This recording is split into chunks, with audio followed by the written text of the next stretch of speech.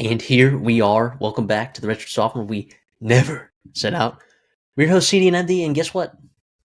What a banger week of college football. We had overtime game galore, right? We had some upsets, although no upsets of 10 points or greater. We talked about it, our dirty dogs. None of them hit, but for good reason, because there were no 10.5 point underdog, 10 to 10.5 point underdogs that lost at all.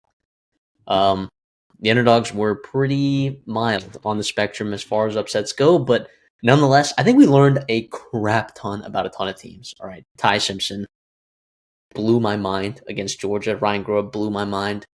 Texas A&M, what a dominating performance. How about Dante Moore looking significantly better than the counterpart, Drew Aller on Penn State? Dude, some of these conferences, man, are going to be coming down to the wire, right? I'm looking at the Big 12, Arizona State with a big win, against TCU, finding a way, man, finding a way. Um, Dude, eh, the number one team in the ACC you feel like is Miami, but your number two team there, you have no clue, right? In the Big 12, you think it's Texas Tech until they lose, like some random Big 12 game. In the SEC, who freaking knows who's going to win that? Who knows? It's the first time in how many years where you're like, what is happening in that conference? CD, let's freaking go, man. We are so back. It's incredible. I mean, that was one of that lived up to all the hype. Everything that happened with the massive scheduling, you had big time rivalries, the whiteout, you had all that kind of stuff going on to make a perfect weekend of college football, and it was obviously if your team lost, that makes it puts a damper on it for sure. But just in the macro scheme of things, every single window had fantastic games, starting from the Friday night with a couple of overtime games as well. So yeah, looking forward to week 6. You talked about us learning things more and more and more. We're starting to get a little bit more identity of these teams, a little bit more groove, starting to learn more as we move into conference play. It's October now. It is October, man, and it's going to be a tough one for a lot of football teams.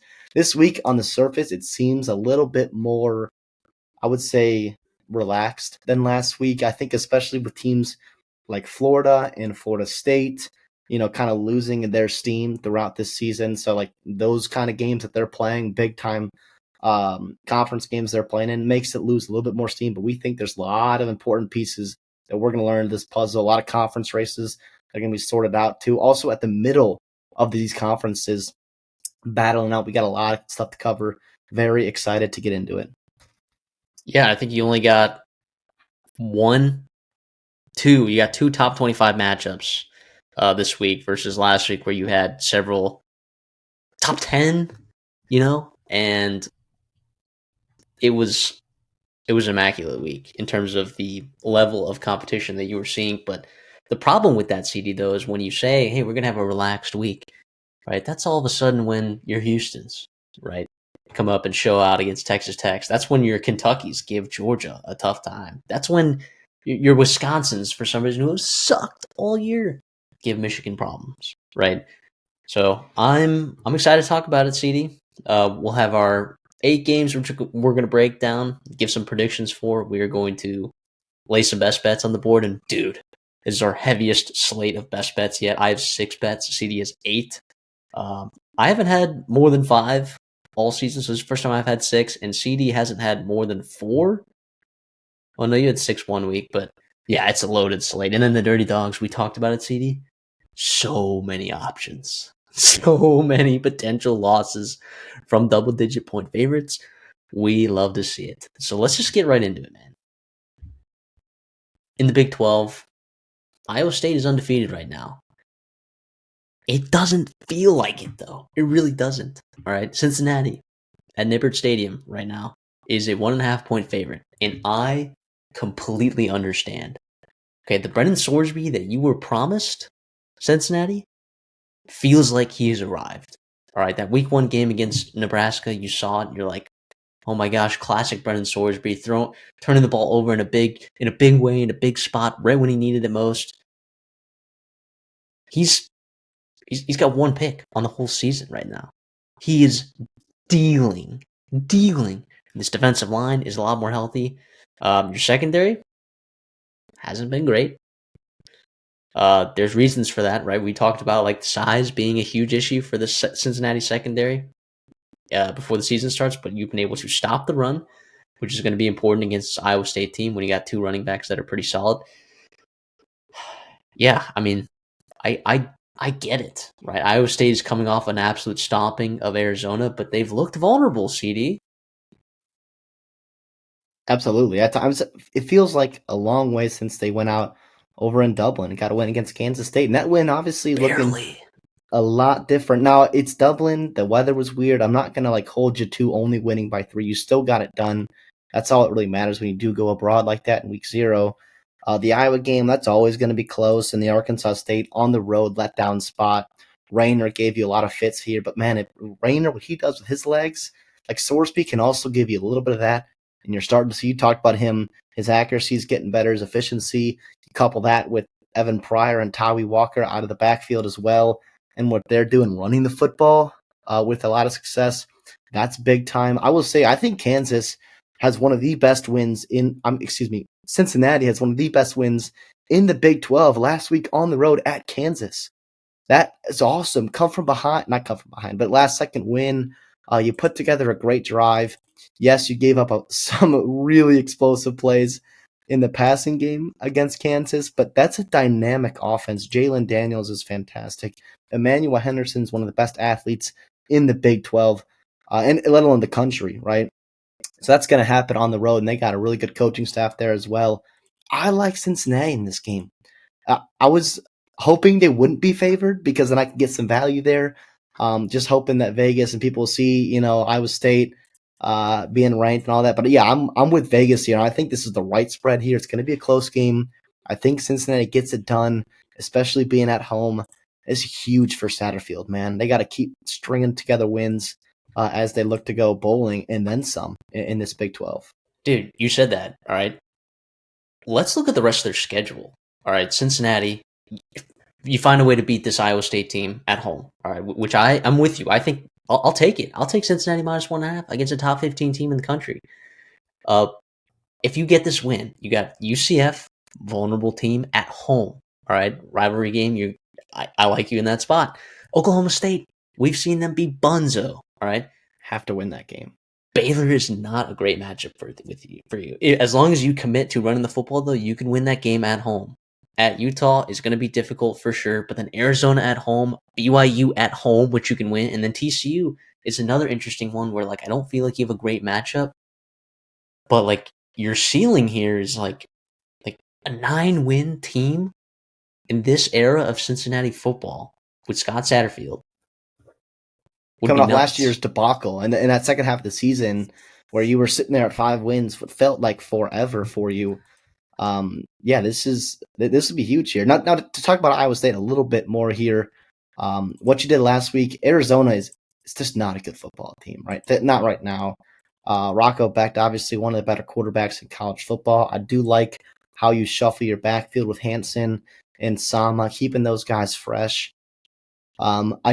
I do worry. Now I know Sowell's a stud. I know he's been really good for you this year. You got Brahmer, the tight end. You got other players that have been super successful for you through the air to help Rocco Becht with his stats. He's completing 65% of his passing attempts. He's 7 touchdowns, 2 interceptions. He's been very efficient. Do you have the kind of athletes that Nebraska had at times to take advantage of Cincinnati's cornerbacks? And then Kansas has also had to do that. So that's what I do worry about Iowa State going on the road there, because we talked about Cincinnati. Like, we liked their roster, we liked their team. We looked at that secondary. It's like a lot of transfers and a lot of size issues potentially, and inexperience and putting things together. We've seen some issues early on. Can Iowa State take advantage of that? Yeah, the answer is like I don't know who's going to give us what. I know that Benjamin Brahmer is going to give us something, right? I know that Carson Hansen, Abu Sam, like they're going to be running the football pretty effectively. I know Rocco Becht, for the most part, will take care of the football. But like you said, like where's it going to come from through the air?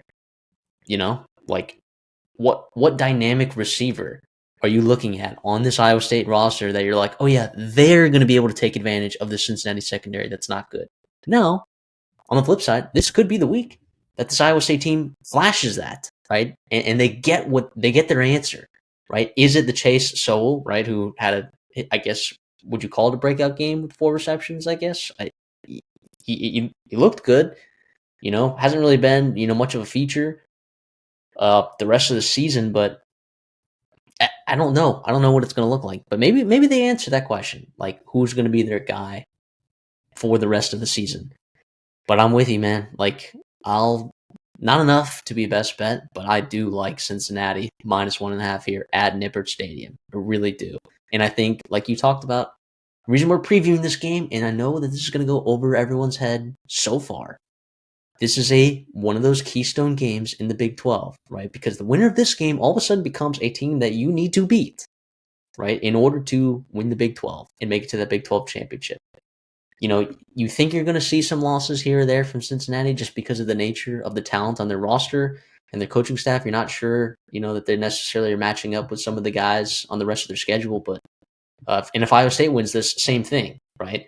But they will be undefeated in the Big 12. They'll have a significant amount of momentum. Both of them have very good quarterbacks. This is a keystone game here in the Big 12. Make sure you're tuned in. Texas going to Florida. Boy, how many times have we previewed Florida this year? It's like we usually preview big games, right? With big implications, conference implications, playoff implications, what have you. And we'll preview G5 games quite often, actually. Usually not at this point in the season yet, though. We'll preview this game, though, because Texas hasn't looked great. Texas has a loss to Ohio State. They don't have any other really super signature wins. Arch Manning hasn't looked himself. The defense still looks the part. But boy, can Florida do something here, CD? I mean, the talent says yes. I think we talked about them this offseason as like, okay, the roster's intact. Okay, we like some of the coaching staff there. And yes, the schedule's awful, but they're going to give teams a lot of fits here. Never in a million years would I have thought they'd be 1-3 heading into this game. I know that their schedule's been tough so far. At LSU, at Miami is not an ideal back-to-back for you to have. I thought they'd at least split one of those, and obviously I didn't think they'd lose to South Florida in week 2 there, but you're coming off a bye. You're still extremely talented. We saw them last year get really resilient and play fantastic football down the stretch when everyone left them for dead. Sounds like we're in a spot here too. Do you get healthy? Do you get healthy? Do you get healthy? Do you get healthy? That's been the problem for Florida for it seems like years now, that with talent. Now you've got talent and now you need to be healthy.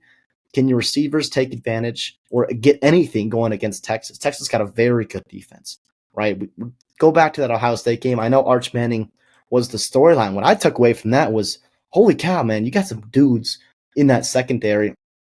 Guys that fly over the field. You got freshmen stepping up. You got a lot of playmakers back there. In a game like this with Florida, with Lagway struggling with the football, with accuracy issues, decision-making issues, taking sacks, all those kind of things, like that could be huge if you are not finding separation there. And then Jaden Ball. Get him the football, man. 6 yards per carry. Who else has a team with your star running back averaging 6 yards per carry and you are 1-3 on the season? That is unacceptable. Unacceptable. Yeah, I agree with you. And how much of this, CD, falls on Napier? How much of this falls on Lagway? How much of this falls on just I guess the whole team? There's got to be. It's a handful, and the offensive line I think deserves some of the blame as well. That's a group that we trusted coming into the season as well. I know they've been okay at times. Defensively, I think they're doing the best they could against LSU and against South Florida, and those teams don't have great elite high flying offenses. With Miami, I was impressed for 3 quarters. You were keeping them in that football game, and you have a chance to do that here again against Arch Manning and this Texas football team. Now, both these teams are coming off a bye, right? So, that's big because both of them actually needed one. Florida probably more than Texas, but obviously both teams did get that. Last time we saw Texas, Arch Manning was moving the ball through the air. He was super efficient. You kind of saw him get back to himself. Some of the stuff we thought we would see. Can they get healthy in that running back room? Can those guys get going? Can Wingo and Moore and some of their playmakers and maybe some of the freshmen like McCutcheon, Livingstone, guys like that, can they start emerging for Texas? I don't know. I want to hear your thoughts on how Texas comes ready for this football team, because I know you're our SEC guy. So what do you expect in this game? I mean, what has really been the issue with Texas, like that we've seen so far, right? The issue's been like the offensive struggles. The defense, they have not given up more than 10 points the entire season. Or I guess 14 they to gave Ohio 14 State. to Ohio State, but you haven't given up more than 2 touchdowns all season. And I get that, yeah, San Jose State, UTEP, Sam Houston, not particularly great teams. UTEP on a schneid, San Jose State, not great, although they played a barn burner with Stanford the other day. And then Sam Houston, winless, poor Phil Longo over there trying to reset a program after Casey Keeler left.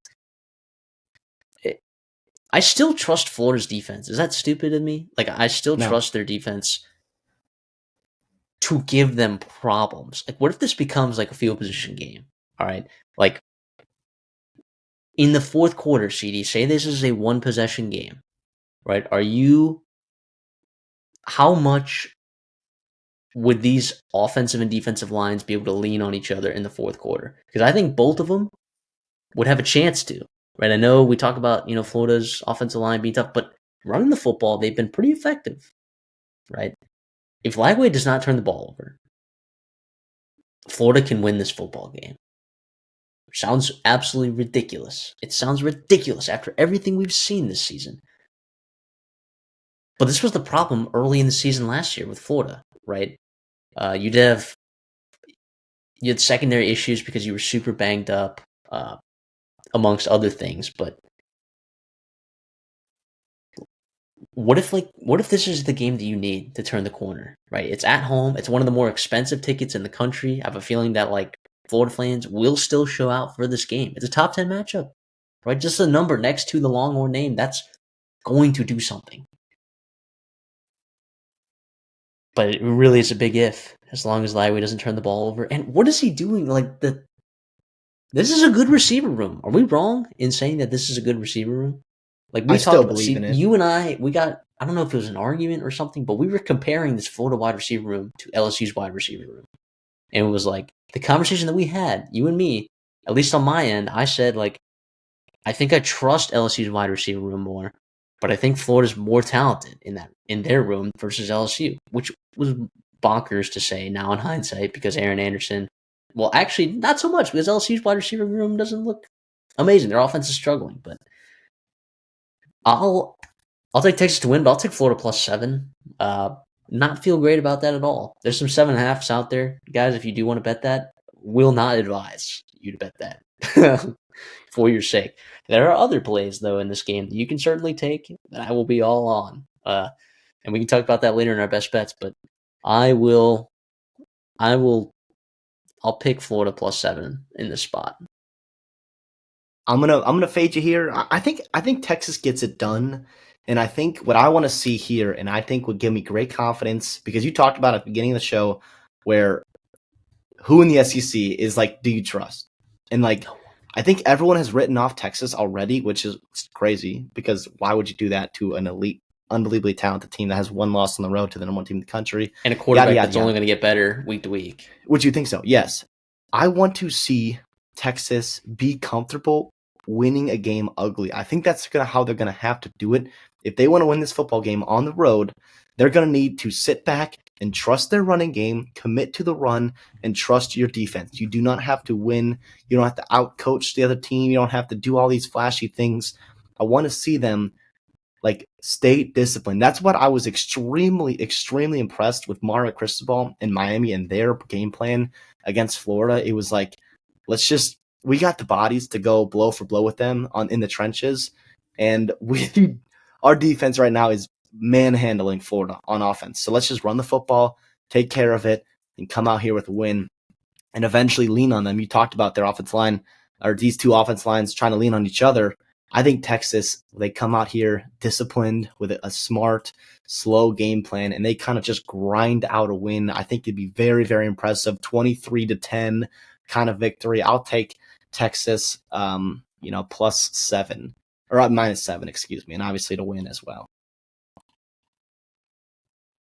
Alabama hosts Vanderbilt after a game last year in which Vanderbilt hosted the Crimson Tide, and left it all out there. Diego Pavia, the legend of Diego Pavia, began. All right, obviously you and I, we talked about him a bunch when he was at New Mexico State with Jerry Kill, right? And obviously we knew about him ahead of time, right? He was really good, but he wasn't what he is now, right? He's got Vanderbilt scoring almost 50 points a game, right? He's got 14 passing touchdowns on the year, which is top 10 in the entire country. He's taking care of the football. He's not taking sacks. He dominated South Carolina as a team, not even just Diego Pavia, right? Like, and Cedric Alexander, talk about running backs that no one is talking about in the SEC that is silently having a fantastic season. So I think the instinct, right, when that line came out at 13.5 was for people to just pound Vanderbilt. Like, oh my gosh, why are they double-digit underdogs, right? Well, here's the thing, CD. Ty Simpson might be really good at football. This Bama team right now, I mean, sure, we can look at the recency bias of the Georgia game, but if you watched Ty Simpson play football since that first half of that Florida State game, where Ryan Grubb didn't even open up the offense at all. Dude, last year in this game, you lost the turnover battle and you gave up explosive plays. All right. Currently, Alabama has the best secondary in the country, probably, and they're playing like it, only giving up 113 yards per game through the air, right?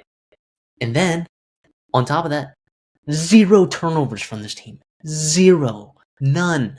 You want to talk about discipline from these guys? You want to talk about a pride and a sense of urgency in taking care of the football? Not only that, and Ty Simpson being a top 10 passer in college football. Yeah, you heard that right.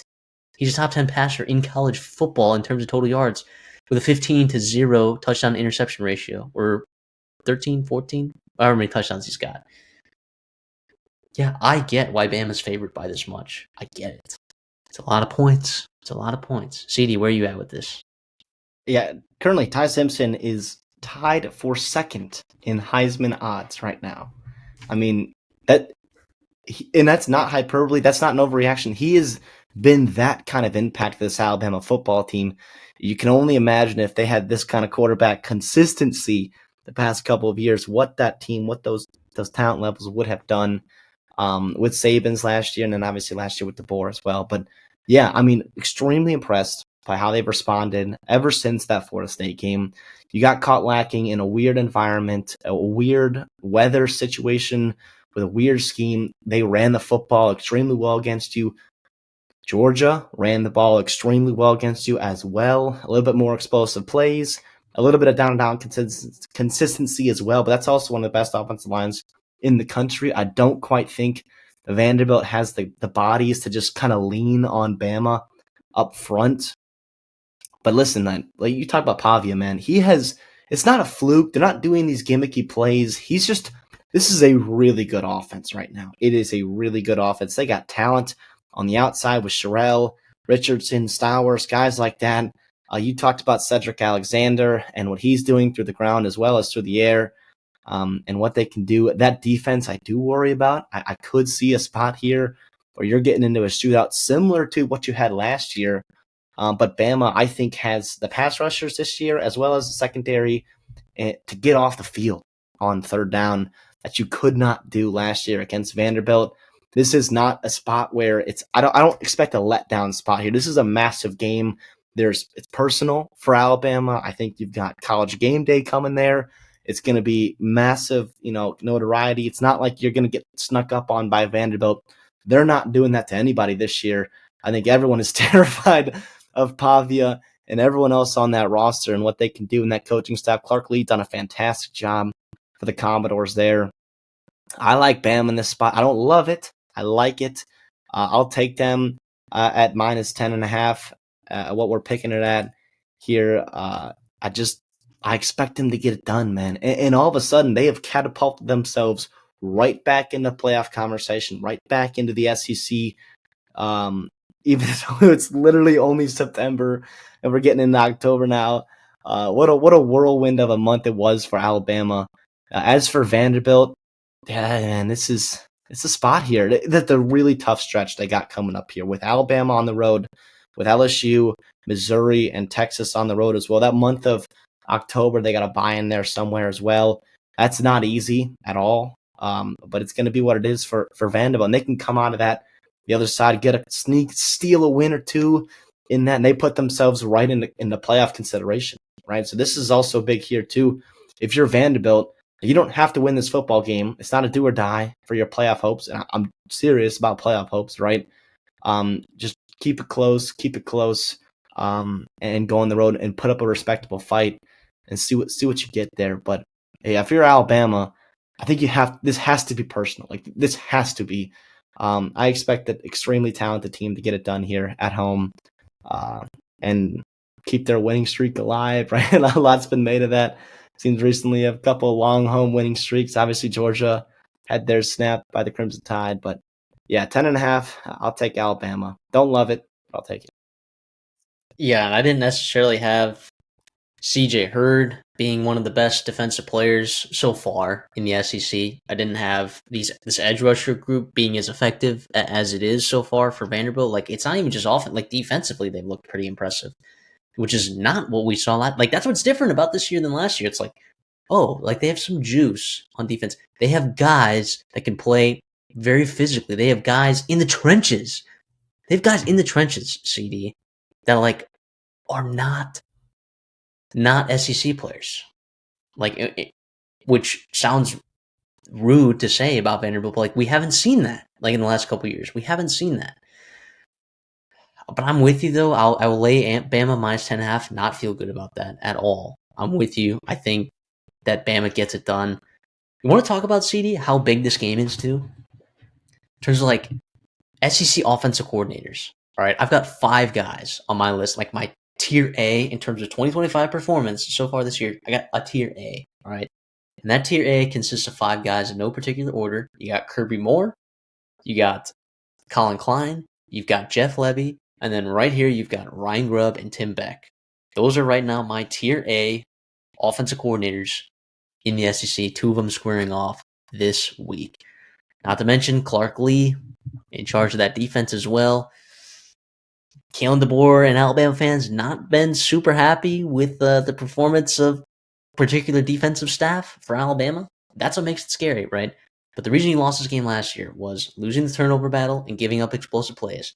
You haven't turned the ball over a single time this year. And you were giving up only 113 yards passing on the year because your secondary is probably the most talented in the entire country, and it may not even be close. Let's go to the ACC where we got a top 25 matchup. Would have been a top 10 matchup had Florida State not dropped to Virginia this past week. Miami travels to Tallahassee, squaring off against Florida State. Florida State 5.5-point underdogs. CD, where are we at with this one? Yeah, it seems like a couple teams heading in the opposite directions. Obviously, like Alabama, we just talked about them, and Vanderbilt. Florida State's had a whirlwind of September as well. There was a spot where it went about as good as it went. You beat Alabama and you manhandled them for 4 quarters. Outside of that first drive Alabama had coming out of the game, you absolutely took care of business at home there. You took care of business in the out of conference as well with ETANM as well as Kent State, and then just Friday night just caught you. It just caught you lacking. It caught me lacking too. I was a guy that had Florida State minus 6.5 ticket. And, you ran into Chandler Morris, a very good football player. They ran the ball well on you, over 200 yards. And you just lost. You played a heck of a game. That was the big one. I mean, you got to turn the ball over. I mean, like, it wasn't – Virginia didn't play a perfect game. Well, both teams had, 3 turnovers? Like that. Yeah. It's just tough. And then on, third down efficiency, you couldn't get off the field. Virginia over 50%. For their third down conversions as well. So it's tough. It really is, because that was a Florida State team that could afford to lose this Miami game, especially with the way Alabama was looking down the stretch, looking ahead to your schedule, seeing Clemson and Florida there in November, and a couple teams that are just trending in the opposite direction as well, in the wrong direction. And you look at your schedule, like, we could just lose to Miami, which were dogs anyways in that game, and still be just fine and be an at-large bid in the playoffs. You'll probably replay Miami in the conference championship game or whatever it may be, and here we are. And now it's like, well, this feels a little bit more must win than it was. At least look good, right? You cannot have a dud here. Norvell needs this one here. Miami got to sit on the bench last week. They had a bye week after a big win against in-state Florida as well. Miami is looking to, by the way, in 3 straight weeks, sweep the state of Florida with South Florida. Well, 3 straight games, excuse me. South Florida, Florida, and Florida State. Like, holy cow, how many times you get a chance to do that? And Miami's got a chance to absolutely do that against a couple and get some big time wins. You're talking about nailing the coffin for Billy Napier potentially. You're talking about, spoiling South Florida's playoff hopes, and then obviously spoiling Florida State's playoff hopes too as well. So it's a massive spot here for Carson Beck. I want to see this running game for Miami again. And I want to see their front seven again get after these folks here. Florida State's going to try to run the football. That's what Gus Malzahn does. That's what Tommy Castellanos does best. They got a stable of good running backs there. Get them out of their comfort zone. Like, make you play your game. The dictate and the style and tempo that you want to be in for Miami. Have that kind of impose your will, even on the road against Florida State. Yeah, I mean, we saw Miami just lean on Florida in that second half. Lean on them in that fourth quarter.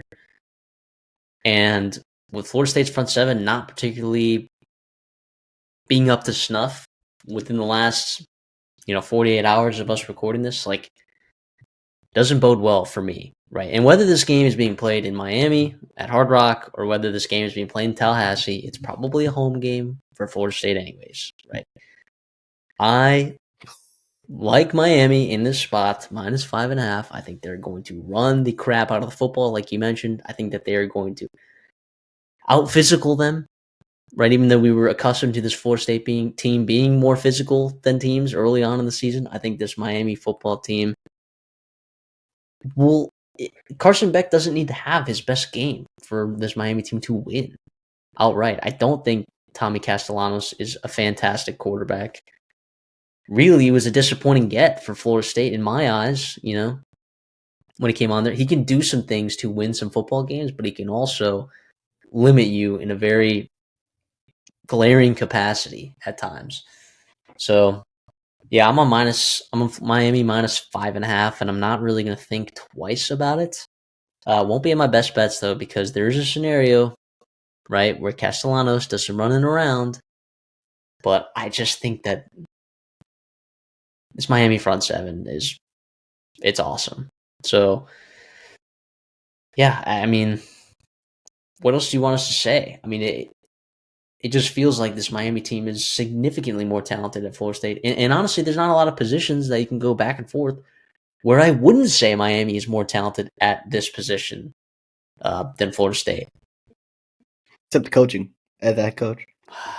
Yeah, in-game coaching. I think I still am questionable about Cristobal. I think Miami fans, you understand, right? I think they're still scarred about what he can do to a game. I'll go back to that Miami and Notre Dame game. I think that game is being a little bit overlooked in terms of that Miami defense was incredibly impressive. Notre Dame has shredded a lot of football teams there. Texas A&M, Purdue, Arkansas. I know Purdue and Arkansas a little different than A&M in Miami, but just really impressive. I know it was CJ Carr's first start, especially being on the road, but you shut down Jeremiah Love. Shut down a lot of very good receivers for about 3.5 quarters of that football game. Was really, really impressed with what Miami did. I expect him to do it again today. You talked about position by position. It's about Miami. It feels like it, right? Every single position, Miami has the talent advantage. Miami has the experience at. It's really it's hard to see an outcome that Florida State wins unless weird shit happens, right? And I know weird stuff happens. I know Doak Campbell is a really tough place to play. Castellanos and Gus Malzahn are no strangers to having weird stuff going on and winning football games that they shouldn't win. This game is only at 4.5. We're picking it at 5.5. There's some other lines like that out there. I mean, it is wild. It is absolutely wild to see that's what the spot's at right now. But here we are. Feels like a trap, but I'm going I Miami know there's anyways. Florida State fans that have probably already turned off this video and they're like, these guys don't know what they're talking about. Florida State, they're averaging 600 yards a game. And by the way, that's not an exaggeration. That's what they're averaging. They're averaging 600 yards a game. They're the highest scoring offense in the country. They're running for 330 yards a game. They've rushed 20 touchdowns this year already as a team. Like, what are we talking about here? Are they going to run the football? This is a different front seven. All right, then I think what you're used to seeing. I think Alabama's defense now, it's hard to say in hindsight what this Florida State team and Alabama team, what would happen if they were to play again. I think Florida State would have still success running the football, but I just feel like that this front seven is a little bit different in terms of in terms of performance so far in 2025. Like they manhandled that Notre Dame offensive line. Manhandled. Like you talked about. Manhandled. So yeah, despite Florida State having the best scoring offense in the entire country, right? I have a feeling, as well as CD, that Miami is going to do a good job. Boxing up this Gus Malzahn and Tommy Castellanos led Florida State team. Mississippi State's traveling to Texas A&M. Heartbreaking loss. A game that you could have absolutely won against Tennessee in overtime. We talked about it. That was like, you and I were like, that's a game that Mississippi State can win. Preseason, we were like, that's a game Mississippi State can win. Preseason, we didn't think that Mississippi State was going to be as good as they are. I mean, Blake Shapen is playing pretty good football right now. They're running the ball well with Fluff Bothwell and co. Unbelievably. Like, Jeff Lebby, dude. We talked about it when they hired him. I don't think people were excited about that, but he has had a good offense everywhere he's gone. He's had an explosive offense everywhere he's gone. And here's the deal with this Texas A&M team, right? As much as they dominated against Auburn, right? Defensively, offensively, it was a little bit less dominance than we've seen from them in the past couple weeks, but they ran the ball pretty okay. Like Casey Concepcion obviously showed why he's one of the better players in the entire country. You had a touchdown called back. I mean, you had 13 penalties for like over 120 yards on off. Like, yeah, like this. The offense is still good. A&M's defense was lights out. Des Ricks is improving. I mean, holy cow! Like this looks like after that offense, this looks like a top 10 team in the country. But are we sure that explosive plays won't be an issue? Right? Are we sure that Jeff Lebby, who has had Texas A&M's number in the past, for the most part, like it's not like an overwhelming, statistic, but he's done well, right, against Texas A&M. And Blake Shapen didn't even play in this game last year. It was Michael Van Buren, and it was a barn burner of a game. Yes, it was in Starkville, but and that was a much worse Mississippi State team. A&M's, their offense is going to have to score points here at home, I think, because there's a chance that Mississippi State and Jeff Lebby dial up some explosive plays here. It would make me a little bit nervous as a Texas A&M fan, watching Stark Vegas roll into College Station. Yeah, I mean, listen, for all the hype that Ole Miss and LSU and Missouri and even A&M and Oklahoma that they have gotten for their transfer portal classes, Mississippi State's to me is the one that's A, the most impressive, and B, severely underrated. The hit rate that Jeff Lebby had with this class, they brought in 34 guys. They were the 10th ranked transfer portal class in the SEC, bottom half there, and is hit after hit after hit. It seems like guys playing key positions for you, guys making big time plays. Yes, that Tennessee loss was devastating. That's awful.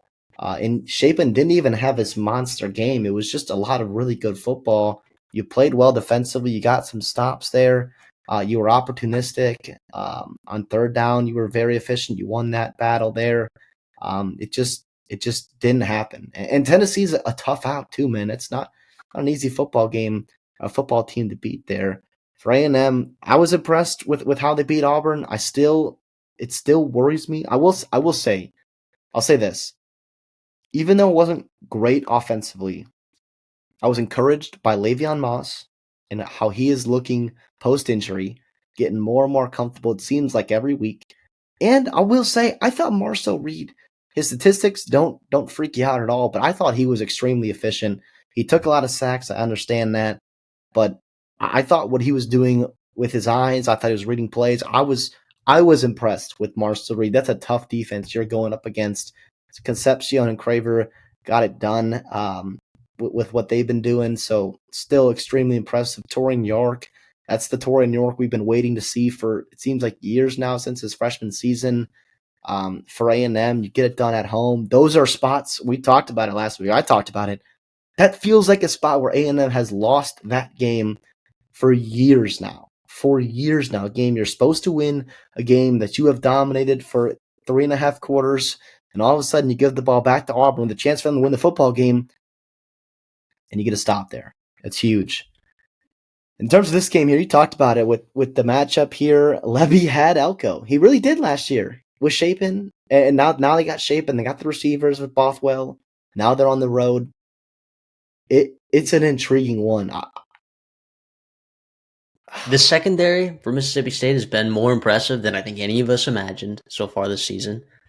But like actually really impressive. Like particularly the cornerbacks. But I don't think a starting cornerback for Mississippi State has directly given up a touchdown, which is wild. It's week 6? That's a wild stat, CD.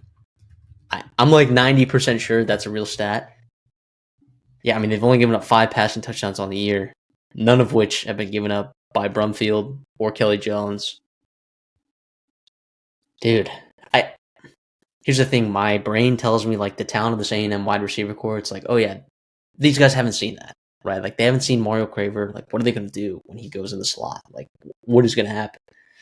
Well, Matthews and Brazil, they're very talented, and they had 100 yards, each of them. So, like, true, it's to be had. But that's also Tennessee. Tennessee did that to Georgia as well. Like, yeah, they look really effective. And that's that offense, too. Josh Heupel just finds ways to get guys open. Like, in really good receivers, just thrive. Even not so great receivers thrive in that offense. It's crazy. As long as you have someone distributing the football effectively in that offense, it's really good.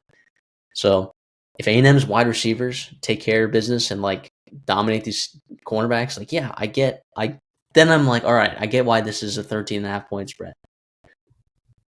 But a part of me just sees Mississippi State generating a couple explosive plays here, a couple explosive plays there. I know you've been really solid for the most part with Desirix and Will Lee. But your safeties, I still think that there's some stuff to be had there. I think Damian Sanford has played good in Scooby Williams' departure. I feel like he's still a little bit of a step late. If Scooby gets back this week and he's healthy, I like that for them. Jerron Manning for Mississippi State. I mean, like there's. I'm on Mississippi State plus 13.5. Sorry, I think A&M wins this game at home, right? But I think Mississippi State covers.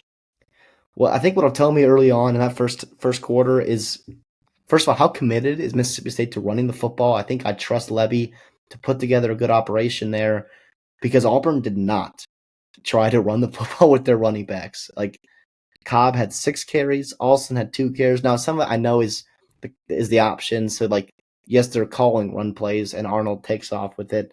And you are also probably playing in 3rd and long a lot of the time anyways, so you're not in rushing situations. Yada, yada, yada. I understand that. I really do. But if you're Mississippi State, you're going to Kyle Field, you have to run the football. You have to at least try to. I do trust the fact that Bothwell and Booth will be able to get some kind of push going there. And then you get Blake Shapen in play action with some looks there. We've seen this A&M defense, the defensive backs, give up big plays before. Now, they held their own against Auburn. The game plan was fantastic against Cam Coleman. Was really impressed with how they bottled him up in bracketing and other things to disguise it against Jackson Arnold to double cover him. Listen, I like A&M in the spot. I thought last week was the spot to get let down, to have a letdown. I still picked them to cover. I didn't love it. I'm going to do it again here. I don't love it. Mississippi State, it feels like they gave their best shot last week, and it's going to be hard to pick themselves off the mat and do it one more time, this time on the road. This is their 6th straight game, right? They haven't had a bye week yet, so it's time for A&M. A&M's a little bit more fresh, a little bit more healthy than Mississippi State might be. I'll go A&M to cover. Virginia travels to Louisville. Boy. Louisville's favored by 6.5 points. Virginia coming off of a massive win against Florida State.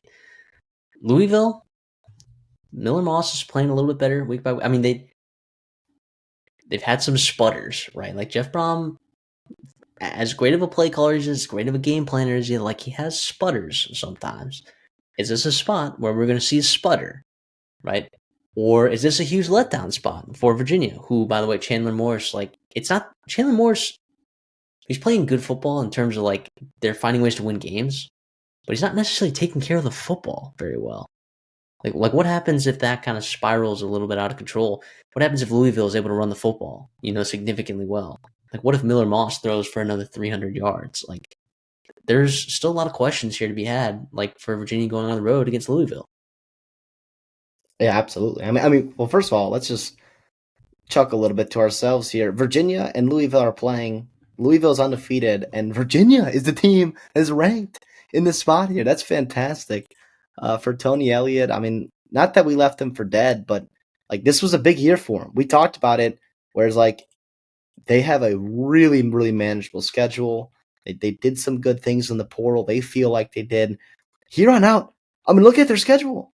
This is a really tough game here. It's still within a touchdown, so it's a very winnable football game. You got Washington State, North Carolina, Cal, Wake Forest, Duke, Virginia Tech.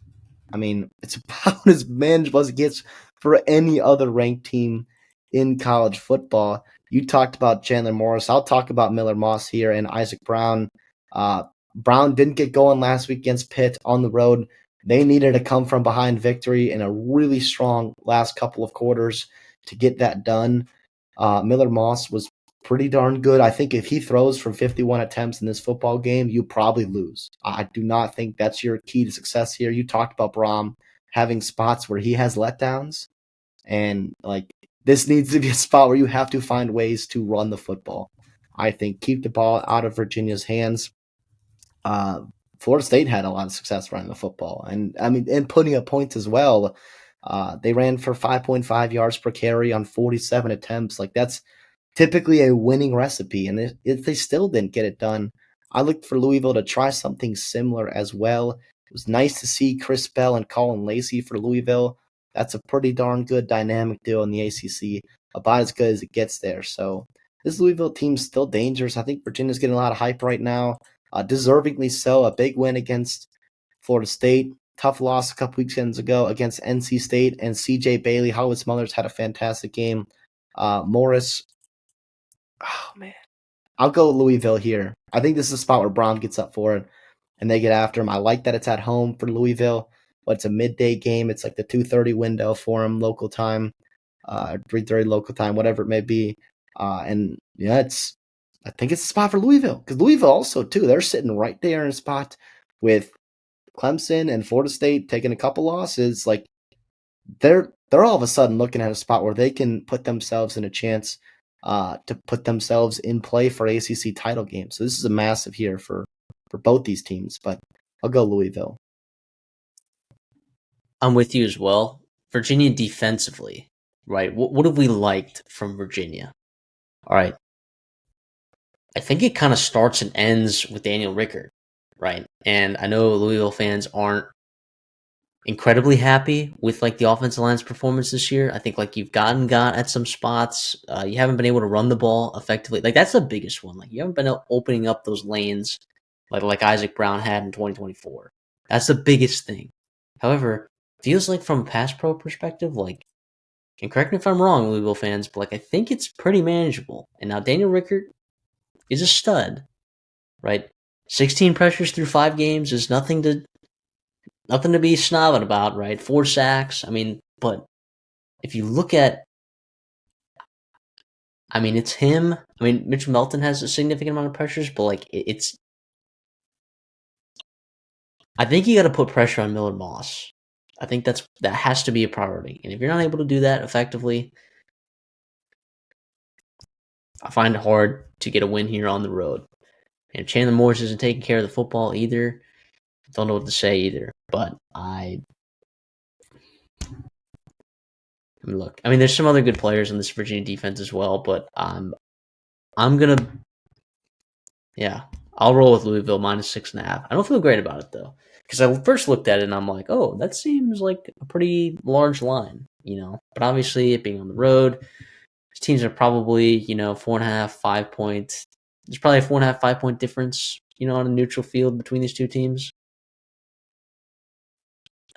I mean, Virginia, by the way. Can we talk about the fact that they have top 10 offense in the country in terms of total yards, points, everything? Like, Incredible. it's wild. It's wild. So, I think this is going to be a great game. There's a reason that we're previewing this. It does have ACC implications, of course, but I'm stoked, man, for this game. I think we're going to get a chance to see not necessarily two incredible quarterbacks, but two good college football quarterbacks that can make or break games. You got some nice talented pieces on defense from each side. Some running backs that you really like in this game. Yeah, and it'll be an offensive-minded battle between Jeff Brom and Tony Elliott for sure. Washington at Maryland. We were like, what games do we want to preview this week? This game caught my eye. Malik Washington. Demon Williams. Like, are these two top half quarterbacks in the Big Ten, CD? Yeah. Ooh. I think by the end of the year, absolutely. I think Demon Williams for sure is. Washington has been incredible. I do. It's like we got to take a step back. It's been Wisconsin, FAU, a couple other teams that have not looked great defensively or in really any other category as well, especially for Wisconsin there. But yeah, these are a couple of dynamic quarterbacks, guys that can actually elevate their football teams, can make or break plays, can give the respective defense coordinators absolute nightmares when you do everything right, and they can still scamper for a first down on third down there. Washington, too. I mean, dynamics, I think, matter in this football game. What Maryland's coming off of a bye. Washington is coming off of a tough spot, a tough loss, a physical football game against Ohio State, where they have to now go on the road across the country about as far as you can go in the Big Ten and go play Maryland. I think that matters. I think that does. You're going to be playing what's essentially like a noon kickoff for you at Washington with the Pacific time zone change. Yeah, I mean, I hate to say this. I think in the beginning of the year, if you gave me Washington at 5.5, I would be runting and sprinting up to the podium to get that done. For whatever reason, I'm taking Maryland here just because of how they've looked. You talked about Washington. Defensively, they've been impressive as well.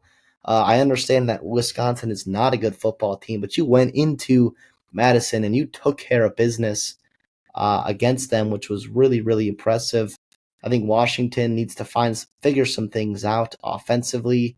Like defensively, I think Ohio State started to lean on them once they let Sayan kind of go and get after him. They had a couple red zone, mistakes there. Both teams did, so it could have been more high scoring than it was out there in Seattle this past weekend. But I'll give Maryland a chance to cover here. I'll take them at plus 5.5. I think Washington wins the close one, but I'll go Maryland plus 5.5. Yeah, something that I did not account for this year. I took Maryland's over last year. All right, and you know why I did that? Because I'm like, I think they have enough on offense. Well, one, I didn't actually think Billy Edwards was going to start for them, but actually it ended up not being the reason that they were as bad as they were last year. Defense. They got spanked last year at times, and it was brutal. So far this year, right? You haven't played like great offensive teams. I will say I was impressed, right? FAU. I know Zach Kitley is a really good coach. Caden Veldkamp can sling the rock. Ethan Messer is also a good player over there. You haven't played great offensive teams, but so far you've been impressed with the defense. Is that going to continue into this game? Are you going to really find out what this defense is actually made of? I think probably yes. I'll fade you here. I'll go Washington minus 5.5. I don't feel great about it because, like you said, traveling across the country is a massive deal. Massive deal. But this would be a huge win for Mike Locksley. Like, imagine you go like into this game, you win this, then you're 5-0. You get Nebraska at home, then UCLA. Not saying you can make a run at this whole Big Ten thing, but in terms of like Mike Locksley continuing his tenure at Maryland, like this was as important of a start as you could possibly get, right? And this is not necessarily what you expected, right? Because obviously Maryland was like 10-point underdogs or close to 10-point underdogs last week. I think they closed at 10-point underdogs, but opened at like 8.5 point underdogs to Wisconsin. Or sorry, excuse me, 2 weekends ago. But I think that there's a quarterback advantage in Washington. I think there's a coaching advantage in Washington. I think Washington's defense, despite Maryland metrically checking out, I think Washington's defense is potentially better. I think there's a lot of reasons on paper why it would make sense to be laying these points with Washington. But like you said, traveling across the country is never easy. Especially, I will say too, I'm excited to see this Maryland football team off a bye. I think you get the true freshman, you get his feet wet in the out of conference, and the month of September, you get a bye week and you get a chance to really open the playbook up for Malik Washington. That's what I'm expecting to see for Mike Locksley, a guy that is, make no mistake, even though you're 4-0, fantastic, you're still coaching for your job. You talked about it, how big a win this would be. Open the playbook up for your true freshman quarterback. And I will say, too, to play devil's advocate to my point, Washington's playbook and Demon Williams, they will look a lot better. It will look a lot different than it did against Ohio State. It just the problems that they cause defensively for your offense, it shrinks your playbook. You just have a really hard time. You saw the struggles in the red zone and what that kind of defense in Patricia and the freaking athletes they have there does for you. Nonetheless, though, you talked about at the beginning, these quarterbacks looking forward to a fantastic game. Boston College goes to Pitt. And look, Dylan Lonergan, not his best game last week. Not his best game. And he was like one of my favorite college quarterbacks, like in the moment. Not that I'm not talking about like Heisman like looks. I'm talking about like Dylan Lonergan was looking like one of the better quarterbacks in college football. Like, whoa, like we understand now like what Alabama was talking about in these practice reports, these past couple years. Yeah, hosting Cal, like he really struggled. And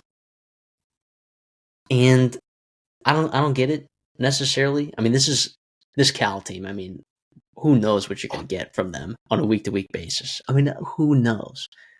But Boston College now 1-3, despite getting pretty solid quarterback play so far. Going on the road to Pitt, who's coming off a pretty brutal loss to Louisville, and then before that, losing the backyard brawl in overtime. Like, two teams that need a win, man.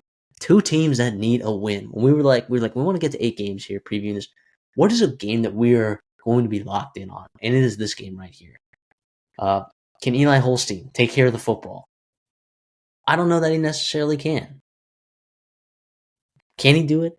Good enough to be 5.5-point favorites? I don't know, man. I don't know. I'm liking Boston College plus 5.5 here. I don't know about you.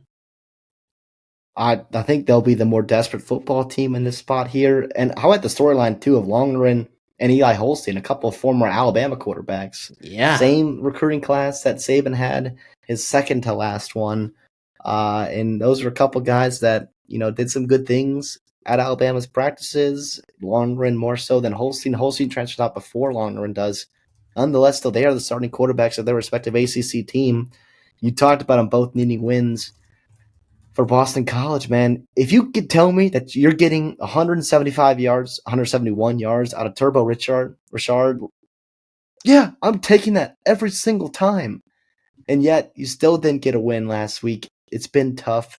The Stanford game was uber disappointing for Boston College. Pitt as well. I mean, the backyard brawl, you're talking about not being able to close out football games. You're up big against Louisville, you let them come back. You're up against West Virginia, and it's just a terrible, terrible football team in West Virginia, and you let them come back. I mean, what are we doing here? I get that that's a rivalry game. I worry about both these football teams trying to close out this game here and what that means for them. It'll be a slugfest, though. You talk about a couple of teams with desperation and why we're previewing it. No, it's not going to potentially make a break, the ACC, whatever it may be, but this game means a lot for each of these respective football teams. For Boston College, man, I'm with you. I'm just going to believe I'm going to take the better quarterback. I like what Bill O'Brien will be able to get done. If you're running the football well with number 2 there, you're going to put yourself in a chance to win this game. And you talked about Holstein taking care of the football. A couple costly turnovers, right? In a couple spots here that have been brutal. He's been known to do that at times. And I get you're at home. I get you're in a spot here against Boston College, who maybe is not the most opportunistic defensively and successful how they've been right this year causing turnovers, even though they've played the quarterbacks to do it against. Right, Giles with 0 interceptions. Right, Ben Branson is a guy that's prone to turn the football over. He didn't do it. You played a true freshman quarterback traveling across the country, and you did get an interception on him, but ended up not mattering, even though he's a very, very good football player. I'm not going to blame you too much for that. But yeah, here we go. Boston College, man. In a desperation game, I expect them to get a win here. What if I told you, CD, that there was a team out there that is the best rush defense in the entire country, and it's quite frankly not even close? You're giving up less than 2 yards a carry. All right. This team also has not played a top 25 team at all. And their quarterback is thrown for over 1,000 yards and has double-digit passing touchdowns. What would you say their record is, knowing that they've played 4 games? Probably 3-1. Probably 3-1, 4-0, right? Try 2-2 with Pitt. Best rushing defense in the country. And the thing is, too, it matches up well for Boston College because they don't care. I mean, Boston College ran the ball well last week, but they don't give a shit about running the football. They don't give a shit about running the football. So yeah, okay, hold Turbo Richard to 2 yards a carry. It's not going to matter for Boston College in terms of what Bill O'Brien wants to do. He wants to get Lewis Bond in space. He wants to let Dylan Lonergan assess the field. He wants to let him air it out. It was a bad game for him last week against Cal, but I'm with you. I like Dylan Lonergan and the Boston College Golden Eagles plus 5.5.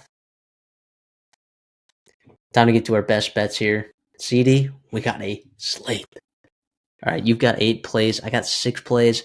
I'll let you go first, and we'll go 2 at a time here. So you'll give 2, I'll give 2, and we'll go back and forth until we get to the end. So that's 14 plays that we got for you guys here. I mean, look, if you're at this point in the video, drop a like. If you like the content, like the video. That's a simple rule that we got here. We'd appreciate that very much. Let us know what you guys got as well. Interested to see, because we scan the board as much as we can, but I mean, there's always deeper depths that we can go into. And if you guys are in those corners of college football, please drop us your plays in the comments. So, CD, I'll let you get us started off here. Yeah, gonna go to talk about a tough game to watch here, and I think it'll be pretty ugly as well. I'll go Oklahoma State at Arizona. Give me the under at 55.5. Todd Grantham out as defensive coordinator for Oklahoma State, shifting up even more of that staff there. I expect them to come out and get after it. Even though the quarterback's playing a little bit better Oklahoma State-wise, I don't see it enough for this game to get into the 20s and the 30s. So give me the under 55.5. And then I'll also another not ugly game as well. A little sicko mode here. EMU, Eastern Michigan at Buffalo.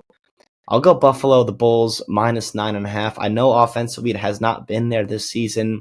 This is more about EMU and not being good. We love Chris Creighton on this channel, but it has not been there this season. I think Pete Lembo and Buffalo bounce back. They can run the football well. They got an experienced quarterback. Yeah, I'll go Buffalo minus 9.5. Expect them to win by 2+ touchdowns. I like your Oklahoma State Arizona play better. I like that you got it at 9.5 before that thing gets to 10, because anytime a team in the MAC is favored by double-digit points, it's another MAC team, I get nervous. But we'll say that one plays out for you right there. I will Florida versus Texas. Talked about making an alternative play to the spread in this one. Give me the under 43.5. I know it's low. 24-13. All right, 17-6. Those are all possibilities in this game when you got quarterbacks that are not playing great, defenses that are playing really well, right? And two teams that are going to want to try to run the football. So I like that underplay very much. I'll also go to Penn State, traveling across the country. I know, tough to go across the country and get dubs. But they're playing against UCLA. I don't care. After a heartbreaking loss, if you think that James Franklin will not be running up this score, you're crazy. Minus 25.5, Penn State. Let's go. He does love the cover. I think that's not crazy at all. Going across the country after a tough game, that worries me a little bit. That's why I stay away from that. Nonetheless, though, the logic is super sound with that stuff there. I'll go a couple of out of conference games here, actually. Boise State at Notre Dame. Give me Notre Dame minus 17.5. I don't think Boise State's that great. I think Notre Dame will score points. I think style points matter for them more than any other team in the country right now. That offense is clicking. I think when they have a talent gap, which they do have in this game here, I think Carr and those receivers and Love, and they're trying to feed Love for the Heisman as well. They will run up the score minus 17.5 at home against Boise State. And then I'll go Oregon State at App State. Yes, I know they're traveling across the country. I know they're 0-5. I know it's been bad. I understand that. This is a spot here. They get their win. Oregon State minus 1.5. They played their best game of the season last weekend, or last Friday, really, against Houston. Malik Murphy, I think they get it done. They can run the football in App State too. He's just not a good football team. I know, they've got a solid passing game. They've done some things dangerously through the air, but they got held to 65 passing yards. 65 passing yards against Boise State. That is gross. That game was never close, or was never close for Boise State. Give me Oregon State minus 1.5. Yeah, I like both of those. I really do. For all those reasons. I'm going to roll over to the Big 12. Give me Houston, Texas Tech under 51. Is that too many points? I think so. And I say that because I think Houston, what do they want to do? The Willie Fritz classic, run the football, play solid defense, don't give up explosive plays. Texas Tech, their defense has been marvelous this year. I have a feeling they're going to give Wigman troubles. Wigman generally takes care of the football. You can see sometimes when they get down in games that he sometimes tries to do too much, but depending on where we're at, I think that the way that this game's going to go is it's going to go under. So, I'm talking about, maybe a 28-13, look here. We're talking about 24-14. We're talking about even like 35-10, just not 35-17. All right. And then the other one, Ohio State minus 23.5 against Minnesota. Look, Minnesota can't run the ball. All right. Their wide receivers will not separate against this Ohio State team. I love Drake Lindsey. I think he's the best quarterback, the most talented one that Minnesota maybe has ever had, ever. And that's crazy saying that for a redshirt freshman. But this Ohio State team, Bo Jackson is emerging as an option at running back. They got three guys they like there, right? Do we trust these corners to be covering Jeremiah Smith, Brennan? I don't know. In Columbus, I think this could get a little bit ugly. 23.5 is not enough for me. Yeah, you looked silly against Rutgers' wide receiver core, which I know it's a solid wide receiver core. It could get gross there. It's a night game as well. Ohio State's a blackout. I know they're fired up for their night game there at the shoe. That's not crazy at all. And you're looking at a Minnesota guy here, so they'll be in my plays here later on. I got a couple more here, not including them. South Alabama at Troy. I know I don't love this here. I know you don't either, probably. I don't think Troy's very good. I really don't. I know they have a couple of, respectable losses to Clemson and Memphis. You got a nice win on the road at Buffalo, which is big time. That was a couple weekends ago. You're coming off a bye. This is a spot here. I was impressed with how South Alabama picked themselves off the mat. They gave, I think, a really good North Texas team a scare. Like that game, I know it wasn't close all the way throughout, but I think they did enough there to impress me. I expect them to go on the road. I think the wrong team is favored here, plus 2.5. I think it's good value for South Alabama to get it done against Troy. Yeah, I don't like that as much. I really don't. But what else you got for us? This one is not great either, if you might not like it. Kent State. I'm betting on the Golden Flashes They are 45.5-point dogs against Oklahoma. Listen, there's a serious conversation to be had that Kent State has a quarterback advantage in this game. I'm only half joking. Drew Shields has been fantastic for them in spots. I know. I know. I know. I mean, that's more of a joke. But Drew Shields, I think they get all I'm asking for is one score, just one score from Kent State, and they put up points. They did put up points, like actual points, against Florida State. Texas Tech played and Texas Tech as well. They put up 10 points in each of those games. I think Michael Hawkins is not a good football player. Oklahoma has not run the ball well at all. And I know they will against Kent State, but I don't think to the same level of success that they would with John Mateer. John Mateer is their leading rusher on the year as well. Even though Oklahoma's off a bye, I know Kent is also off of a bye as well. 45.5 seems like a lot for a team that I think Oklahoma is content with just running the clock out and hoping and praying that John Mateer can heal fast. Kent State plus 45.5. All right. I see where you're going. The quarterback change, yes. Kent State on paper, no. Normally I'm not for like betting against backup quarterbacks. Normally I'm not, but when it's that big a drastic change.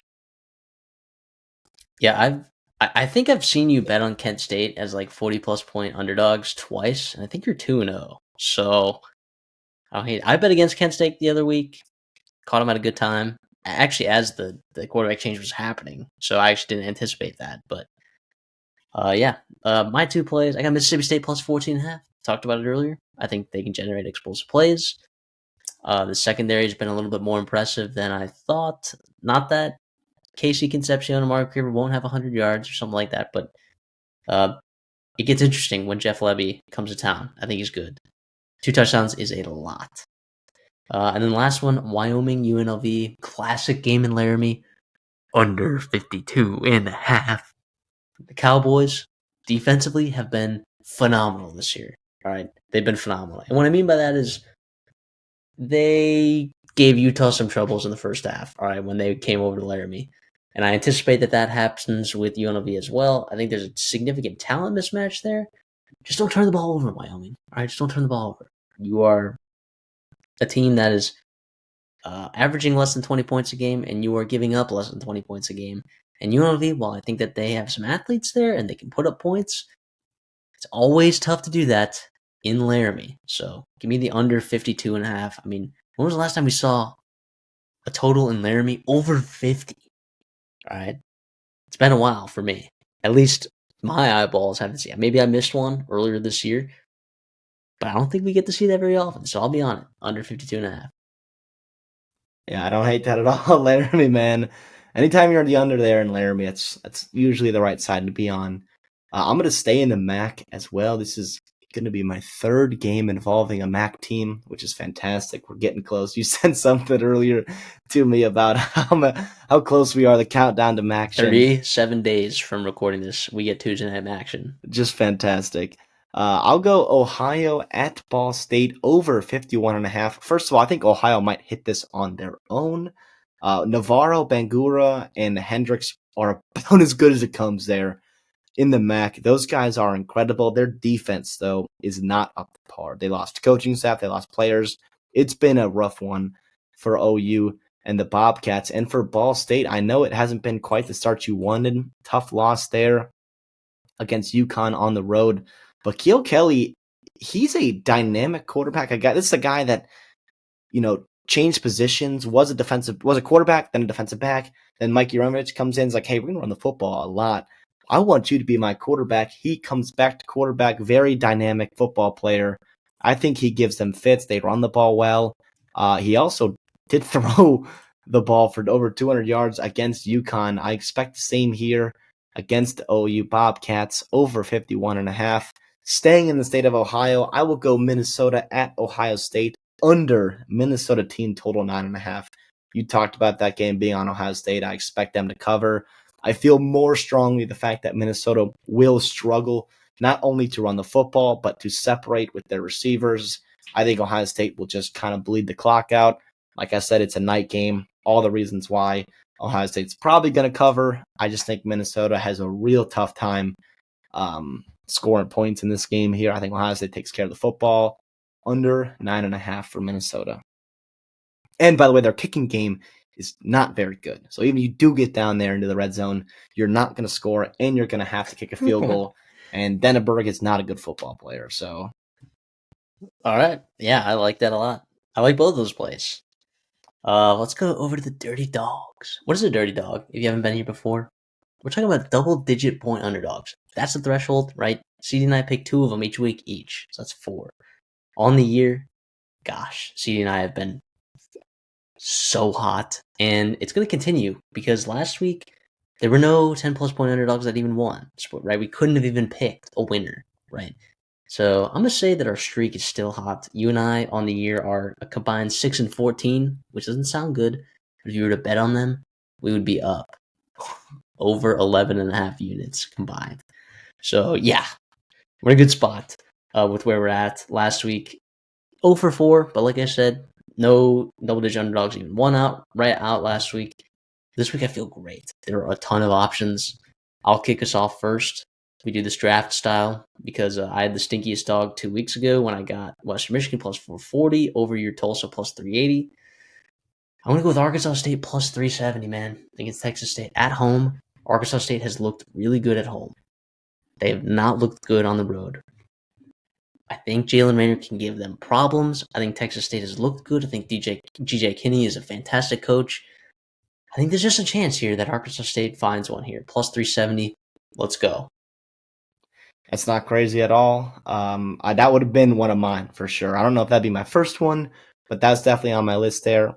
My first choice is going to be Air Force at Navy. First of all, rivalry football game. Air Force is 10.5 point dogs on the road. Plus 300 will be the money line. I'm taking it on. This kind of game is always a close game. It's always going to be a tough one. You kind of have to throw out all the results beforehand. But Air Force has given some teams some fits. I think Navy is a very beatable. I think they're one of the worst 4-0 teams in college football. Zarka has been fantastic and a dynamic football player at quarterback position for Air Force. And they threw the ball well last week against Hawaii. I know it's Hawaii, but listen, I expect them to go into Navy and give them a real tough one and potentially come out with a win here. Air Force plus 300. I like it. Any military school against military school, and you're catching them in Dirty Dogs. I like it. I'm going to get super stinky here. The biggest money line that I've put out there, this actually the second biggest. I did put out a Purdue plus 1100 earlier this season. But we're going to go Oklahoma State plus 720. I know it sounds so terrible. But they're playing an Arizona team that I'm not sure that they're any good. Like you said, they fired their defensive coordinator. Oklahoma State did. They got a quarterback. His first start was against Tulsa, all right? And he wasn't great, but he probably wasn't the reason that they lost. He looked a little bit better last week against Baylor. I know it's a terrible defense, but are we sure Arizona's defense is significantly better than what Baylor's throwing out there? I don't know, man. I get it's on the road. That makes it a little bit less desirable. If this was in Stillwater, I'd feel a lot better about it, but I don't know. What if they just shock the world, man? Oklahoma State, there's probably better ones that we could put out here, like Vanderbilt as a 10-point underdog. I mean, there are better ones probably, but it just kept eyeballing me. So I'm gonna go Oklahoma State plus 720. I mean, it's hard to take Oklahoma State to win outright, but with the value there, that would be crazy stinky. And Arizona, they're really not a good football team. Brent Brennan, that experiment has not worked out there, unfortunately. Yet, so far. Yes. I'm going to stay in the Big 12, actually. I'll go Texas Tech on the road at Houston. Give me Houston. Give me the Cougs. They're plus 12.5. Money line will be plus 360, which I'll be taking that at. This is the interesting spot here. I think Texas Tech off a bye. Normally, I don't love that. I think that's where it's going to come out. Hopefully, be a little bit more fresh. I know Baron Morton was banged up. Sounds like he'll be back, but nonetheless, Will Hammond's a very good football player. It doesn't really change my opinion of Texas Tech drastically, especially in a one-game sample size. As for Houston, though, I think they're going to muck it up. You talked about taking the under here. I know they didn't look great against Oregon State, but Wigman and Dean Connors, I think those guys are good football players. They've got enough weapons outside, and their defense, I think will give Texas Tech some fits there, and just muck things up. And it's also a letdown spot for Tech too. They're drinking the Kool-Aid, 11 in the country. Like, this could be a spot here. I mean, if our picks are right here, Iowa State and Texas Tech, a couple teams that the Big 12 needs to keep winning to stay up there in the top of the rankings, they could be in a dangerous spot this week here. Both teams going on the road. But I think Texas Tech gets got here. Houston plus 360. That's going to do it for us. That's our Week 6 preview here in the Redshirt Sophomore. Thanks for tuning in. If you've made it this far, first of all, like the video. If you like the content, like the video, simple rule. Second of all, subscribe, all right, because we are going to be doing this every week for the rest of the year. We're going to be hitting stuff in bowl season. We cover bowl season better than anyone else. All right, we do. You're going to love us in the off season as well. So thank you so much for subscribing. And yeah, we love all the support that we've been given, that you guys have been giving us. And we're excited to watch another week of college football. CD, anything for us on the way out? Yeah, thank you guys for watching. Getting to October, man. Weather's getting a little bit colder. The sun's going down earlier. It's football, man. It is football, and college football does not stop for anybody. So a lot of good games this week. Hope you guys are gonna be tuned in. Obviously, watching your teams, but watching all the good stuff that happens this weekend. We'll see y'all in the next one.